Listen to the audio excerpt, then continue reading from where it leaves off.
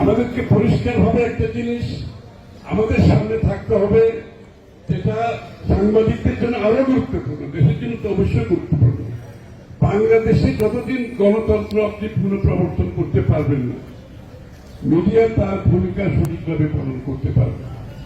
গণতন্ত্র এবং মিডিয়া হাতে হাত মিলিয়ে চলবে এবং গণতন্ত্রের যত বেশি অনুপস্থিতি থাকবে, গণতান্ত্রিক অর্ডারের যত বেশি অনুপস্থিতি থাকবে, গণতান্ত্রিকভাবে নির্বাচিত সরকারের অনুপস্থিতি যত বাড়তে থাকবে, আপনি দেখবেন মিডিয়ার উপর চাপ বাড়তে থাকবে।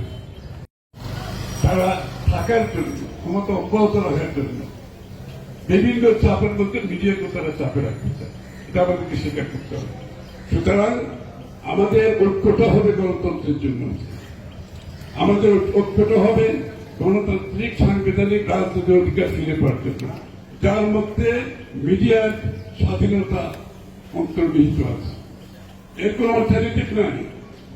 আর কোন বক্তব্য, কোন রিফর্ম এটা দিতে পারবে না যেটা আপনাকে গণতান্ত্রিক শাসন দিতে পারবে। কোন রিফর্ম দিতে পারবে না। Reform only works when you have a democratic order in the country. Reform কাজ করবে না আদারওয়াইজ। মানুষের কাছে দায়বদ্ধ সরকার হতে হবে, জবাবদিহি সরকার হতে হবে, যারা বারবার জনগণের দিকে তাকাতে হবে, জনগণের কাছে যেতে হবে। সেটাই হচ্ছে জবাবদিহিতার মাধ্যমে মিডিয়ার ভূমিকা অনেক বেশি। এবং মিডিয়ার কাজ হচ্ছে জবাবদিহিতার আওতায় আনা।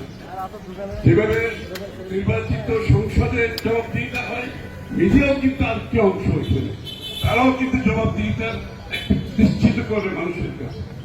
সুতরাং আগামী দিনে আমরা ঐক্যবদ্ধ থাকবো গণতন্ত্র পুনঃপ্রবর্তনের জন্য। আমরা একটি সুষ্ঠু নিরপেক্ষ নির্বাচনের মাধ্যমে বাংলাদেশে একটি গণতান্ত্রিক অর্ডার ফিরিয়ে আনতে চাই এবং এটা যত বিঘ্নিত হবে, যত দেরি হবে, তত বেশি আমাদের সংকট বাড়তে থাকবে। এজন্য আমরা ঐক্যবদ্ধভাবে বাংলাদেশের সমৃদ্ধির জন্য ঐক্যবদ্ধভাবে গণতান্ত্রিক অর্ডার যত তাড়াতাড়ি ফিরিয়ে আনতে পারি সকলের প্রচেষ্টায়, মিডিয়ার সহযোগিতায়, বাংলাদেশের মানুষের ঐক্যবদ্ধ প্রচেষ্টায় সেই জায়গায় যত তাড়াতাড়ি আমরা যেতে পারি তত বেশি আমাদের জন্য লাভবান হবে। টিআরইউকে আমার আবারও শুভেচ্ছা। আমরা টিআরইউ আমাদের হৃদয়ে আছে, আমাদের আন্দোলনে ছিল, আমাদের সাথে ছিল। আমি আশা করি আগামী দিনে বাংলাদেশের মিডিয়ার স্বাধীনতা অক্ষুণ্ণ রাখার জন্য, নিরপেক্ষতা রাখার জন্য টিআরইউ একটা শক্ত ভূমিকা রাখে। এবং আমি এটাও বলছি, সাথে সাথে মিডিয়া এবং রাজনীতিবিদের ইন্টারাকশনটা খুবই গুরুত্বপূর্ণ এবং এটা আমাদেরকেও রাজনীতিবিদদেরও সহনশীল হতে হবে। মিডিয়ার প্রতি যদি আমরা অ্যাগ্রিভেশন দেখাই, মিডিয়ার প্রতি যদি আমরা রাগান্বিত হই, সেটাও আবার ভালো কিছু না। আমি তারেক রহমান সাহেবের একটা কথা বলে এখানে শেষ করছি।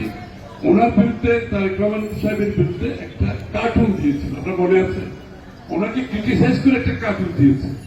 এর মধ্যে তারেক রহমান সাহেবের রেসপন্স কিন্তু রাগান্বিত না।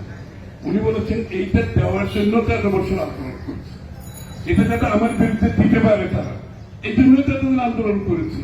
এটা হচ্ছে আমাদের রাজনীতিবিদদের এই এক্সাম্পল গুলো সেট করতে হবে, আমাদের সেই সহনশীলতা দেখাতে হবে, মিডিয়াকে কাজ করতে দিতে হবে, মিডিয়ার কাজে বাধা দেওয়া চলবে। সুতরাং আমরা হাতে হাত মিলিয়ে বাংলাদেশের গণতন্ত্র অক্ষুণ্ণ রাখলে আমাদের দেশে যে সমৃদ্ধির কথা আমরা বলছি সেটা সম্ভব হবে। সবাইকে